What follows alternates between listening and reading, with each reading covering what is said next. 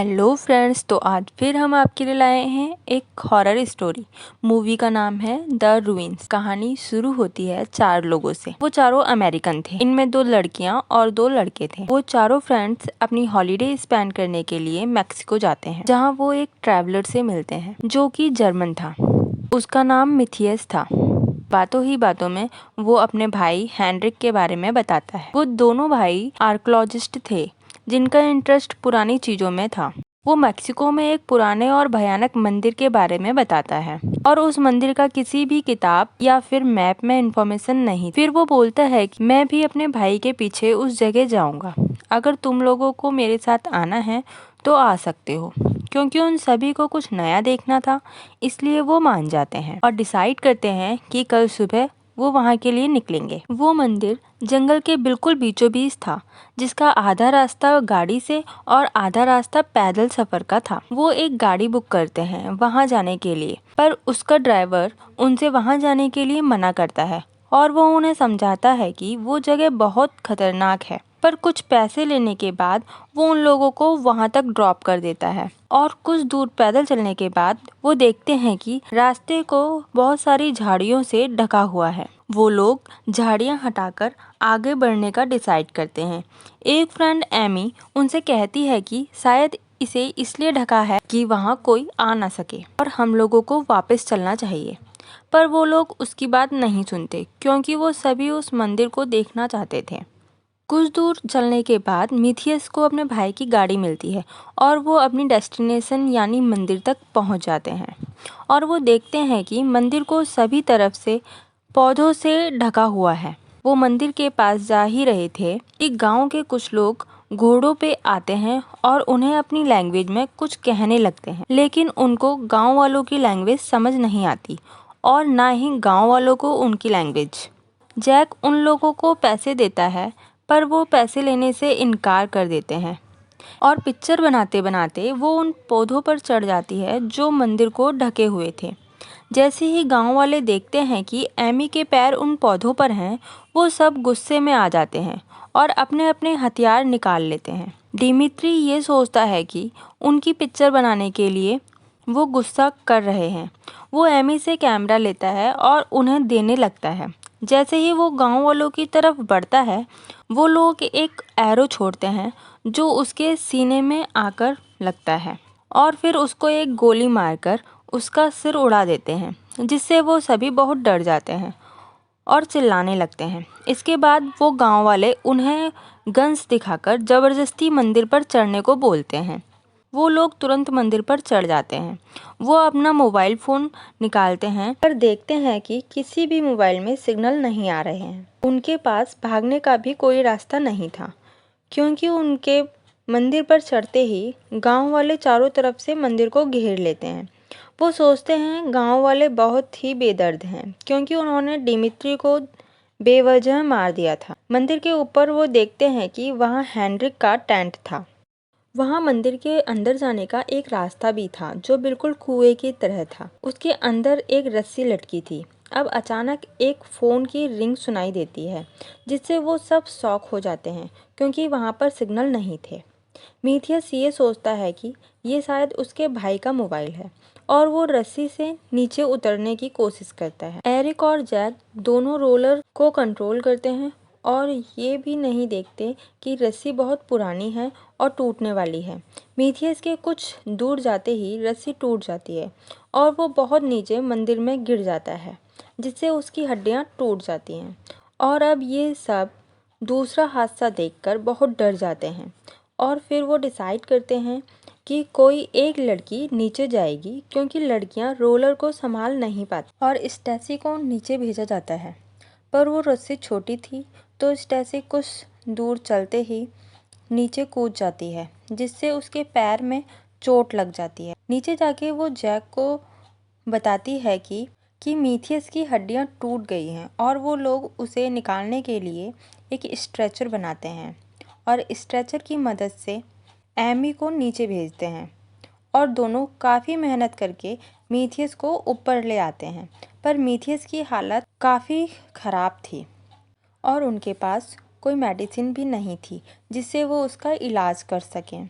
और स्टेसी ये सब देखकर गांव वालों के पास नीचे जाती है और बताने की कोशिश करती है कि उनका एक फ्रेंड जख्मी है और उसे मदद की ज़रूरत है। उसके साथ ही जैक भी आ जाता है, लेकिन कोई भी उनकी बात नहीं सुनता और एमी को गुस्सा आ जाता है। फिर वो कुछ पौधे मंदिर के ऊपर से उखाड़कर गांव वालों की तरफ फेंकती है, जिससे वो पौधे वहां पर खड़े एक बच्चे पर गिरते हैं। ये देखकर सभी गांव वाले उस बच्चे से बहुत दूर हट जाते हैं। बच्चा बहुत डरा हुआ था और रोने लगता है, पर गांव वाले उस बच्चे को कहते हैं कि तुम भी मंदिर पर चढ़ जाओ, लेकिन वो मंदिर पर नहीं चढ़ता, जिससे उसकी माँ के सामने ही उस बच्चे को गोली मार दी जाती है और वो बच्चा मर जाता है। ये देखकर एमी और जैक बहुत डर जाते हैं और दोबारा मंदिर पर चढ़ जाते हैं। जैक भी समझ जाता है कि शायद मंदिर पर लगे पौधों में कुछ है और उन्हें याद आता है जब एमी उन पौधों पर पहले बार चढ़ी थी तब वो लोग बहुत गुस्सा हो गए थे और फिर वो सोचता है कि उन पौधों को तो उन सब ने छुआ है, तो वो गांव वालों से बच नहीं पाएंगे। अब उसी रात से उन सब के साथ बहुत स्ट्रेंज चीज़ें होने लगती हैं। वो लोग जब सुबह उठते हैं तो स्टेसी देखती है कि उसके पैरों को उस पौधों की जड़ों ने बहुत मजबूती से जकड़ रखा है और उसके जख्म में काफ़ी अंदर तक फैली हुई थी। जैक बहुत मुश्किल से उन सभी जड़ों को बाहर निकालता है। तभी मीथियस उनसे कहता है कि मेरे पैरों पर से चादर हटा दो, और जैसे ही एमी चादर हटाती है वो डर जाती है, क्योंकि वही पौधे उसके पैरों में भी लिपटे हुए थे और उसका सारा मांस खा चुके थे, जिससे उसकी हड्डियां दिखने लगी थी। जैक उन पौधों को हटा देता है, जिससे मीथियस की हालत और ख़राब हो जाती है।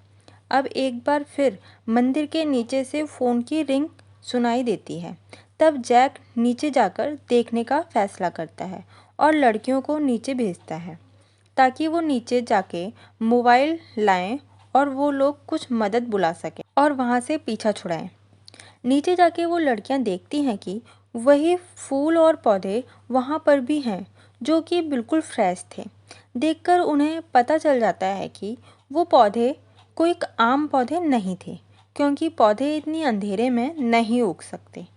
उन पौधों के पास ही उन्हें एक लड़की की लाश मिलती है और उसके हाथ में एक फ़ोन था, पर वो फ़ोन टूटा हुआ था। तो रिंग कहाँ से आ रही? इधर उधर देखने पर उन्हें पता चलता है कि वो पौधे ही फ़ोन की तरह रिंग और वाइब्रेट हो रहे हैं, जिसे देखकर वो शॉक हो जाते हैं और अब वो पौधे उनकी तरफ अटैक करने के लिए बढ़ते हैं। वो दोनों रस्सी की तरफ भागते हैं और बहुत चिल्लाते हैं। जैक और एरिक दोनों को ऊपर खींच लेते हैं। ऊपर आने के बाद वो दोनों बताती हैं कि नीचे कोई मोबाइल नहीं है, बल्कि वो पौधे ही मोबाइल फ़ोन की तरह बज रहे हैं और वो पौधे बहुत डरावने हैं। उन्होंने हम पर हमला भी किया। अब जैक डिसाइड करता है कि वो मीथियस के पैर काट देंगे, क्योंकि उसे किसी खतरनाक वायरस के फैलने का खतरा है, और वो कहता है कि अगर हमने ऐसा नहीं किया तो जल्द ही मीथियस मर जाएगा। कोई भी उससे एग्री नहीं करता। जैक बताता है कि वो ज़रूरी है और जैक और एरिक एक पत्थर से उसकी सारी हड्डियों को तोड़ देते हैं और उसकी सारी वेव्स को काट देते हैं और एक गर्म पैन से उसके सारे जख्म बंद कर देते हैं। ये बहुत चिल्ला रहा था। मीथियस के वो काटे हुए पार्ट्स वो पौधे अपने साथ ले जा रहे थे। ये सारी आवाजें गांव वाले भी सुन रहे थे। स्टेसी भी दर्द से चिल्लाने लगती और कहती है कि शायद वो पौधे उसके अंदर हैं, और चाकू लेके अपनी बॉडी काट कर सबको दिखाने की कोशिश करती, लेकिन उसके फ्रेंड्स उसको रोक लेते हैं।